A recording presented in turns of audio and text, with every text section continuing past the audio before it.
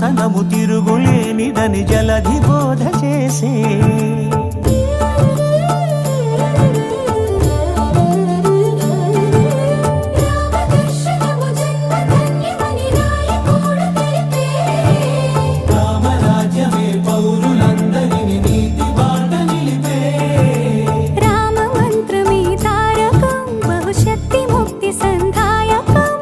రామనామమే అమృతం శ్రీరామ కీర్తనం సుకృతం ఈ రామచంద్రుడే లోక రక్షయని అంతరాత్మ పలికే జగదానందకారక జయ జానకి ప్రాణనాయక శుభ స్వాగతం ప్రియ పరిపాలక